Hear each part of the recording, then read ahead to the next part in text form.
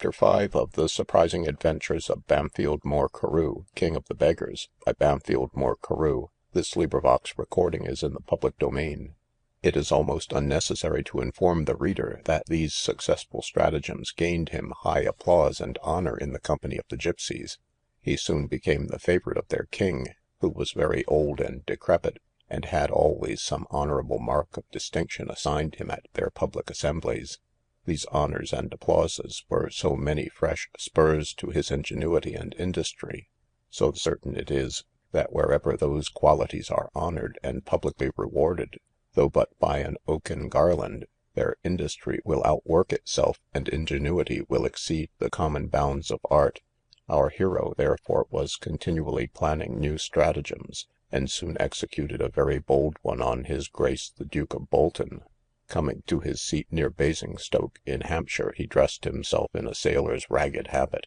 and knocking at the gate, desired of the porter, with a composed and assured countenance, admittance to the Duke, or at least that the porter would give his Grace a paper which he held in his hand. But as he did not apply in a proper manner to this great officer, who we think may not improperly be styled the turnkey of the gate, as he did not show him that passport which can open every gate, pass by the surliest porter, and get admittance even to kings, neither himself nor paper could gain any entrance. However, he was not disheartened with this, but waiting near the gate for some time, he at last saw a servant come out, whom he followed, and telling him that he was a very unfortunate man, desired he would be so kind as to introduce him where he might speak to his Grace. As this servant had no interest in locking up his master, for that belonged to the porter only, he very readily complied with his request, as soon as the porter was off his stand,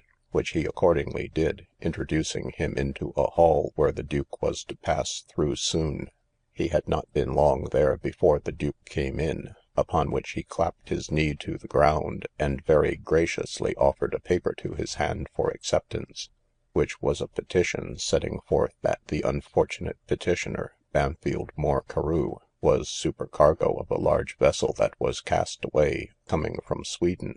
in which were his whole effects, and none of which he had been able to save. The Duke, seeing the name of Bampfylde Moore Carew, and knowing those names to belong to families of the greatest worth and note in the west of England, inquired of what family he was, and how he became entitled to those honourable names. He replied, they were those of his godfathers, the Honourable Hugh Bampfylde, and the Honourable Major Moore. The Duke then asked him several questions about his friends and relations, all of which he answers very fully, and the Duke expressing some surprise that he should apply for relief in his misfortunes to any but his own family, who were so well able to assist him, he replied, he had disobliged them by some follies in his youth, and had not seen them for some years, but was now returning to them. Many more questions did the Duke and a lady who was present ask him, all of which he answered to their satisfaction. As this was not a great while after his becoming a member of the community of the gipsies, the Duke had never heard that any of the noble family of the Carews was become one of those people, and was very glad to have it in his power to oblige any of that family. He therefore treated him with respect, and called a servant to conduct him into an inner room, where the Duke's barber waited on him to shave him. Presently after came in a footman, who brought in a good suit of trimmed clothes, a fine Holland shirt, and all the other parts of dress suitable to these. As soon as he had finished dressing, he was introduced to the Duke again, who complimented him on his genteel appearance, and not without reason, as few did more honour to dress. He was now desired to sit down by the Duke, with whom were many other persons of quality, who were all greatly taken with his person and behaviour, and very much condoled his misfortunes, so that a collection was soon made for him to the amount of 10 guineas.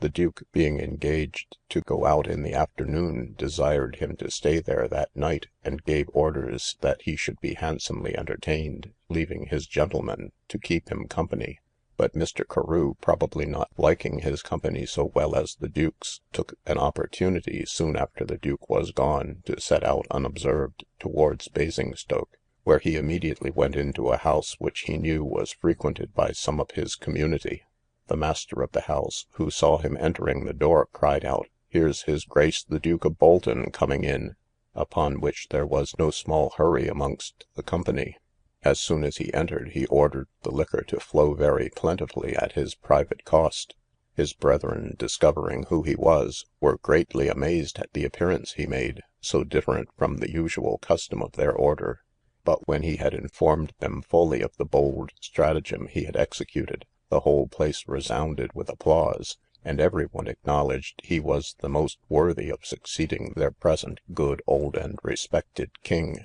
As our hero's thoughts were bent on making still greater advantage of his stratagem, he did not stay long with his brethren, but went to a reputable inn, where he lodged, and set out the next morning for Salisbury. Here he presented his petition to the mayor, bishop, and other gentlemen of great note and fortune, applying to none but such who were so, and acquainted them with the favours he had received from his Grace the Duke of Bolton. The gentlemen, having such ocular demonstration of the Duke's great liberality, treated him with great complaisance and respect, and relieved him very generously, not presuming to offer any small alms to one whom the Duke of Bolton had thought so worthy of his notice. In the same manner, and with the same success, he visited Lord Arundel, Sir Edward Bouverie, and many other gentlemen in the counties of Wilts, Dorset, and Somerset. Coming into Devonshire, his native country, he visited all his friends and most intimate acquaintance in that part, and was relieved by them, not one of them discovering this unfortunate supercargo to be Mr. Bampfylde Moore Carew. Being one morning near the seat of his friend Sir William Courtenay, he was resolved to pay him 3 visits that day. He went therefore to a house frequented by his order, and there pulled off his fine clothes, and put on a parcel of rags. In this dress he moved towards Sir William's. There, with a piteous moan, a dismal countenance, and a deplorable tale, he got half a crown of that gentleman, as a man who had met with misfortunes at sea. At noon he put on a leather apron, a coat which seemed scorched by the fire, and a dejected countenance applied again, and was relieved as an unfortunate shoemaker who had been burned out of his house, and all he had. In the afternoon he went again in his trimmed clothes, and desiring admittance to Sir William, with a modest grace and submissive eloquence he repeated his misfortunes as the supercargo of a vessel which had been cast away, and his whole effects lost, at the same time mentioning the kindness he had received from his Grace the Duke of Bolton. Sir William, seeing his genteel appearance and behaviour, treated him with that respect which the truly great will always pay to those who supplicate their assistance, and generously relieved him, presenting him with a guinea at his departure. There happened to be at that time a great number of the neighbouring gentlemen and clergy at dinner with Sir William, not one of whom discovered who this supercargo was, except the Reverend Mr. Richards, who did not make it known till he was gone, upon which Sir William dispatched a servant after him, to desire him to come back. When he entered the room again, Sir William and the rest of the company were very merry with him, and he was desired to sit down and give them an account by what stratagem he had got all his finery, and what success he had with it, which he did. After which he asked Sir William if he had not bestowed half a crown that morning on a beggar, and at noon relieved a poor unfortunate shoemaker.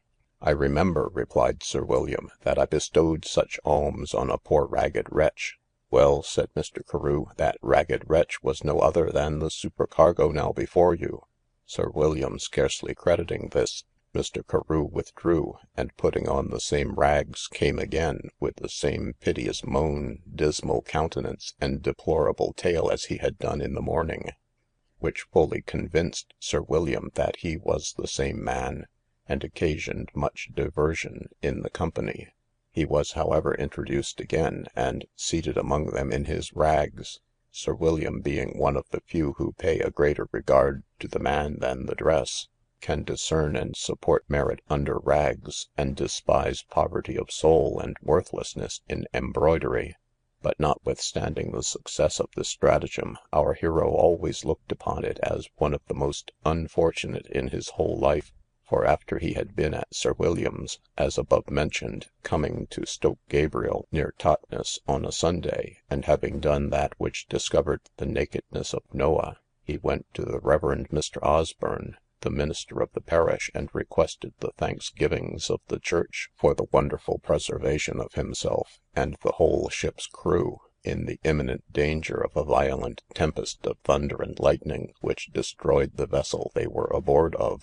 Though Mr. Osburn knew him very well, yet he had no suspicion of its being him in disguise, therefore readily granted his request; and not only so, but recommending him to his parishioners, a handsome collection was made for him by the congregation, which he had generosity enough to distribute among the poor of the parish, reserving but a small part to himself. Though this was bringing good out of evil, he still speaks of it, after above 30 years lapse since the commission, with the greatest regret and compunction of mind; for he is sensible that though he can deceive man, he cannot deceive God, whose eyes penetrate into every place, and mark all our actions, and who is a being too awful to be jested with. Chapter 5